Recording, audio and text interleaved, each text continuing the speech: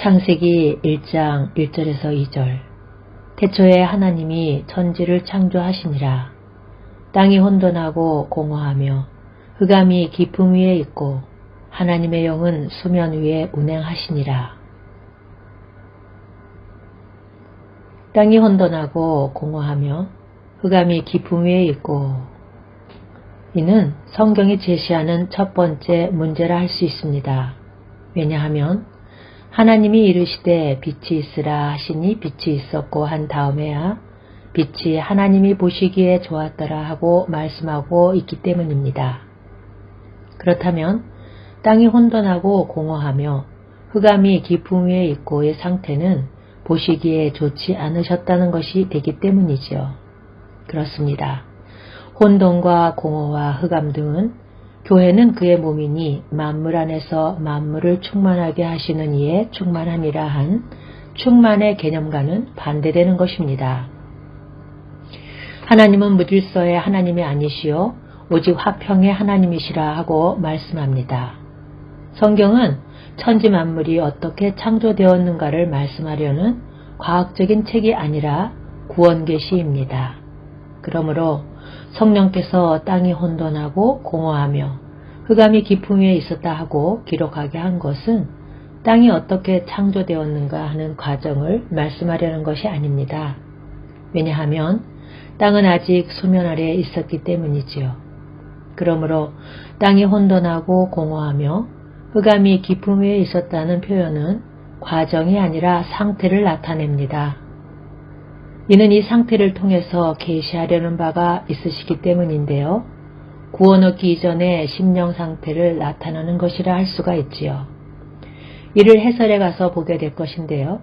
이 점이 하나님의 영은 수면 위에 운행하시니라 하는 말씀을 통해서도 나타납니다. 이는 마치 하나님의 영이 착륙하려고 선회하는 비행기의 모습으로 묘사되어 있기 때문입니다. 첫 창조를 말씀하는 창세기 1장의 구조는 땅이 혼돈하고 공허하며 흑암이 깊음 위에 있고로 시작하여서 하나님이 그 지으신 모든 것을 보시니 보시기에 심히 좋았더라 하는 구조입니다.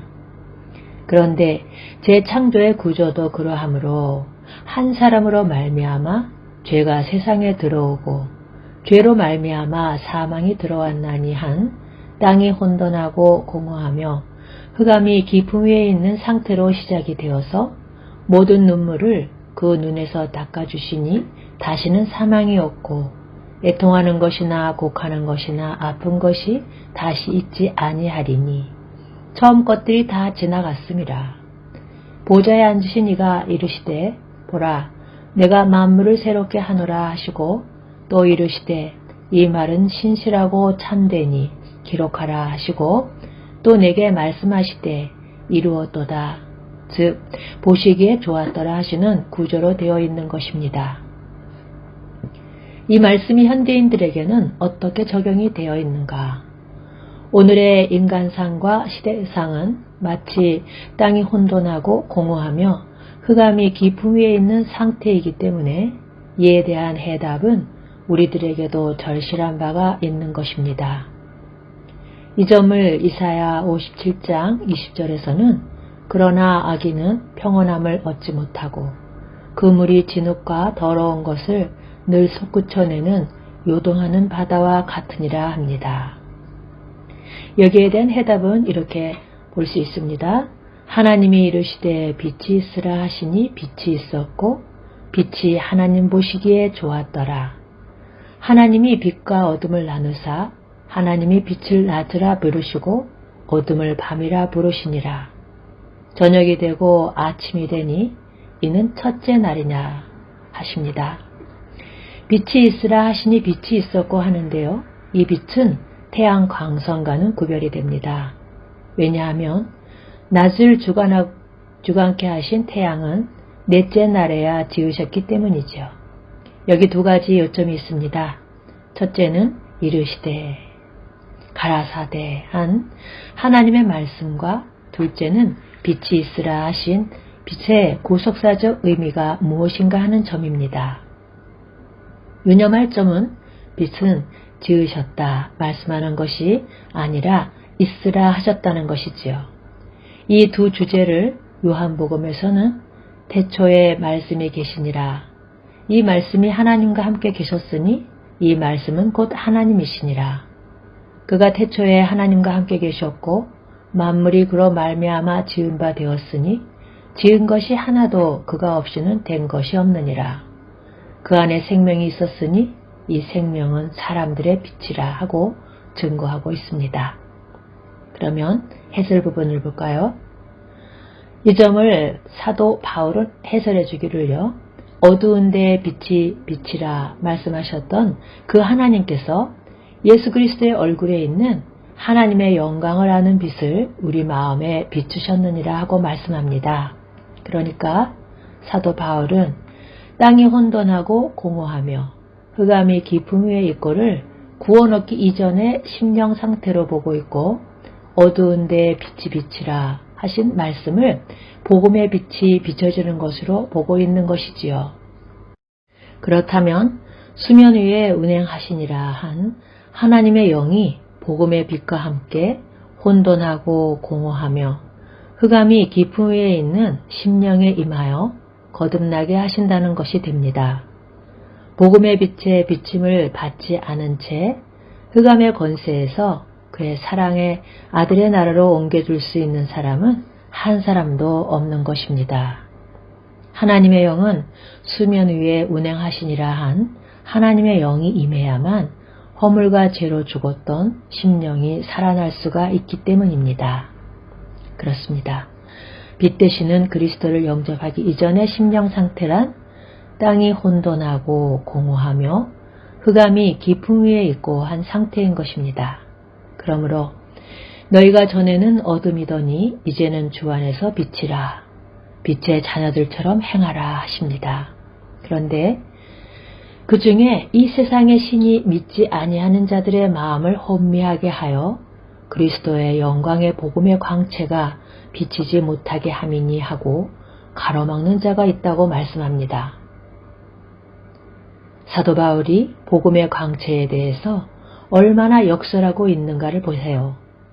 우리는 모세가 이스라엘 자손들에게 장차 없어질 것의 결국을 조목하지 못하게 하려고 수건을 그 얼굴에 쓴 것 같이 아니하노라 합니다.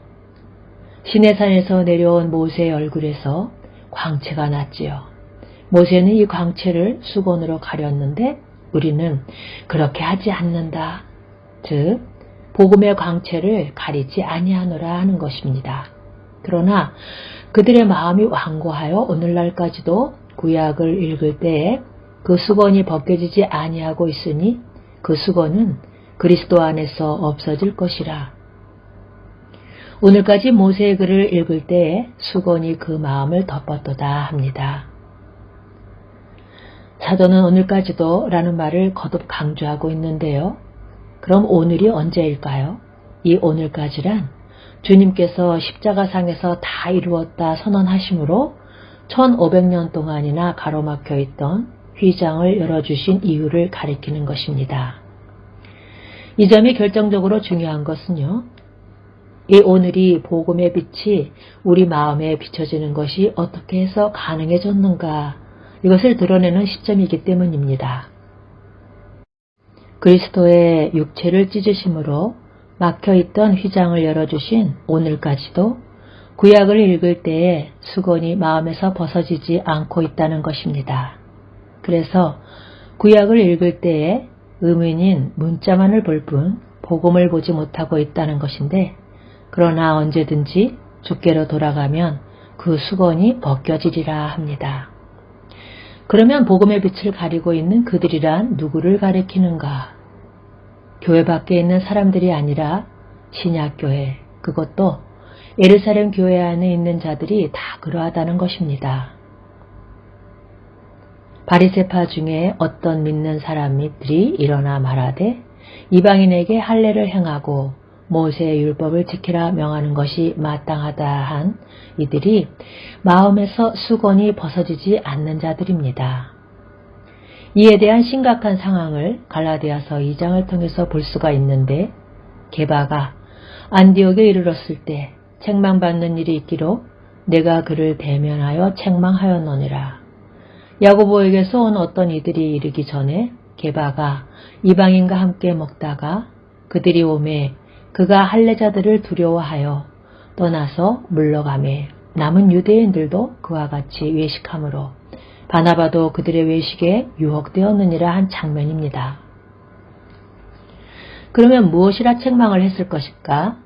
한번 봅시다. 이 점을 문맥적으로 보면 사람이 의롭게 되는 것은 율법의 행위로 말미암이 아니요 오직 예수 그리스도를 믿음으로 말미암는 줄 알므로 우리도 그리스도 예수를 만나니 이는 우리가 율법의 행위로서가 아니고 믿음으로써 의롭다함을 얻으려 함이라.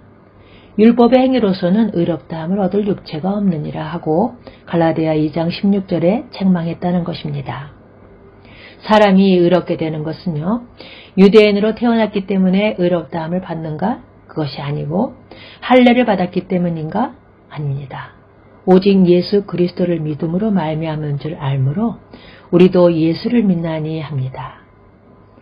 할례자도 믿음으로 말미암아 또한 무할례자도 믿음으로 말미암아 의롭다 하실 하나님은 한 분이시니라 하는데 유대인도 믿음으로 말미암아 이방인도 믿음으로 말미암아 의롭다함을 받아 하나님께서 차별하지 않으시고 받아주셨는데 내가 무엇이기에 이방인 그리스도인들을 부끄러워한단 말이냐 하고 책망했을 것입니다. 복음의 강체가 비치지 못하도록 가로막게 되면 어떤 결과를 가져오게 됩니까? 그 심각성을 여러분은 말해줄 수 있습니까? 복음의 빛이 비치지 못하게 되면 흑암에서 광명으로 옮겨지는 거듭남이 불가능하여진다는 것입니다. 한마디로 구원을 얻지 못한다는 말씀이죠. 그래서 주님께서는 화 있을진저 외식하는 서기관들과 바리새인들이여 너희는 천국문을 사람들 앞에서 닫고 너희도 들어가지 않고 들어가려 하는 자도 들어가지 못하게 하는도다.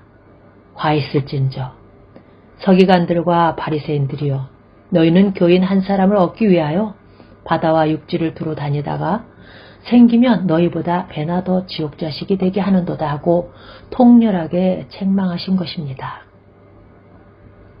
그 책임은 복음의 빛을 가로막고 있는 설교자들의 책임인데 이는 2000년 전 이야기만이 아니라 더욱 현대교회가 안고 있는 문제점입니다.